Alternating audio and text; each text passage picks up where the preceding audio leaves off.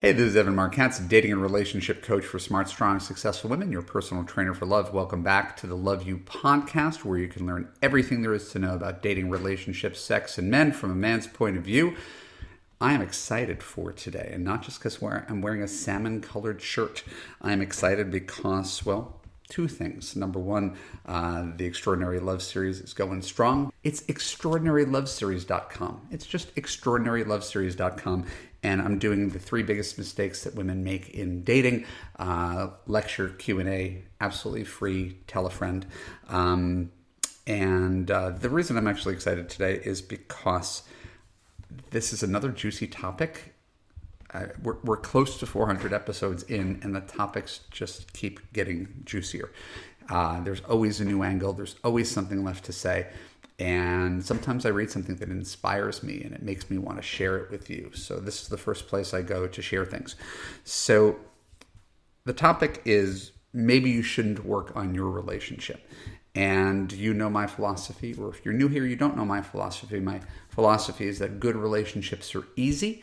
If your relationship is so much work, maybe it's not as good a relationship as you think it is. And I'm standing by that.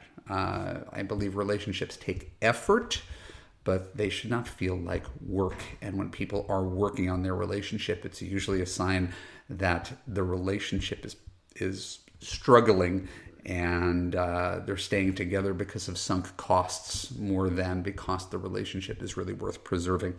So I've got a client in her 60s. She's wonderful. If she's listening, she'll know who she is. She's a psychologist, been in practice for 35 years, very successful practitioner herself, and building a business, not just training other therapists, but going to therapy herself, as therapists do.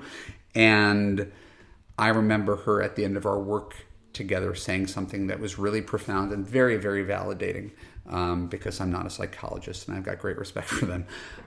What she said to me was, I got more out of 6 months of coaching with you than I did out of 30 years of therapy. And so I was like, whoa, that's pretty weighty and profound. Like, what did I do that's different than what therapists do? And I suspect I knew the answer, but it wasn't so much praise about me. It was about what was, to her, wrong with therapy. Her animating principle as a therapist is that she can change people. That's the whole point of therapy, is to get people to change. And I'm the first person in all of her years of practice who was like, really don't spend too much time trying to get your guy to change to become the man you want him to be. Just pay attention to the man he is right now. That's the best indicator of what your relationship is going to look like. Not based on chemistry, not based on potential, not based on how good things were at the very, very beginning of the relationship. But I'm a big believer that for the most part, people don't change. And that should be what makes your best dating and relationship choices. And she spent 30 years as a therapist changing people, and 30 years in partnership with men trying to change men, all because she thought that was her mandate as a therapist, was to get people to change instead of accepting them and their limitations. And so I share that story with you because I read a Substack article this week, and it was about Esther Perel. Esther Perel's famous, far more famous than I am. She wrote a number of books, Mating in Captivity, a book called The State of Our Affairs. She hosts the Where Should We Begin podcast. I have not read any of these books. I have not listened to the podcast. I have nothing bad to say about Esther Perel as an individual because I'm not that familiar with her work. But the person who wrote this article is familiar with her work. And she wrote something that to me was just really striking in how true it was and how rare it is sometimes that we speak truth about what's really wrong in relationships. So before I read this passage to you, I want to say, A, not a psychologist. B, have had plenty of clients who are psychologists, and I really respect what the training they've gone through. They can do things that I can't. But basically, psychology is about looking at your past. Who hurt you? What were your parents like? What was your ex like? what was your trauma? How do we heal your past? And it's all backwards facing. Coaching is more forwards facing. You've gone through therapy. You've gone through the process. Now, what are we going to do in the present to create a bright new future? So that's what I like about coaching. It's forward facing, future facing, where psychology is often very backwards facing, which is not to tar all psychologists with the same brush. So, paragraph about Esther Perel. Perel, both in The State of Affairs and her podcast, focuses on problems that should have one logical conclusion: breaking up.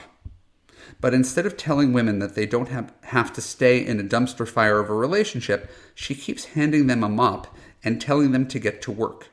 Women in particular have been conditioned for centuries to stay, to endure, to fight for their relationship. And Perel, instead of ripping that toxic script to shreds, she helps reinforce it. By facilitating therapy sessions for fundamentally incompatible couples, she increases the likelihood that a toxic relationship continues even when they're demonstrably destructive to at least one of the partners. I mean, let's be real. Women already have the entire world telling them that they should fix, heal, and accommodate, and Perel, whether she realizes or not, plays into that. She keeps the focus on repairing relationships instead of telling women to reclaim their fucking lives. So I didn't add the F word there. That was in the original article. So I'll lead with this anecdote.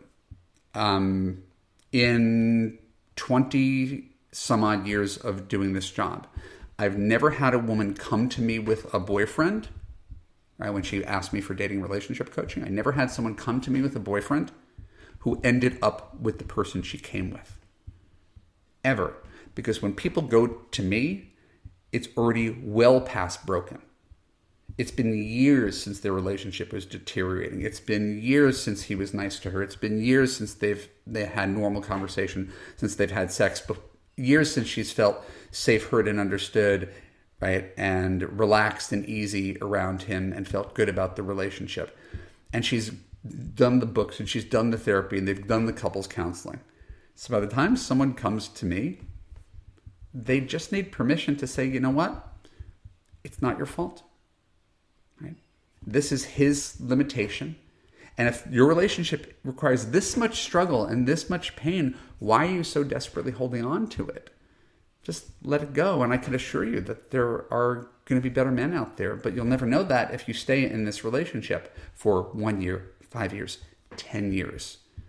I told you, I've got clients who've been with their men for 10 years and they're not married and they're not engaged and they're not happy and they're holding on, right, despite the fact that they're unhappy, right, and they're trying to fight for their relationship. But he's content in the relationship. She's the one who's not content in the relationship. So he has no incentive to change. So that goes back to my philosophy. I don't believe you should have to change to find a good partner. You have to change your choice of men. And if you don't like the guy that you're seeing, if the relationship you're seeing isn't healthy, why are we trying so hard to fit the square peg in the round hole? Why don't we just accept the fact that it's just like putting a foot in a shoe, and if it doesn't fit and you give it enough time, no amount of forcing the foot in the shoe is going to make it fit properly. It's just going to make your foot hurt. And so a lot of therapy, it seems to me, tries to help people fix things. That's what their living is. How do we work on this? Work, instead of accepting the reality that maybe this person just has limitations that make him a bad partner or a bad partner for you. And it almost doesn't matter why he is that way. We can go back into his past and talk about his childhood trauma and his relationship with his mom, but it doesn't change the fact that right now, this man's not a really good partner for you. He is critical. He is abusive. He is checked out. He is selfish. So why are we going to keep on fighting for that? Not always positive. So Perel spends a lot of time talking about infidelity, right? That's the state of our affairs.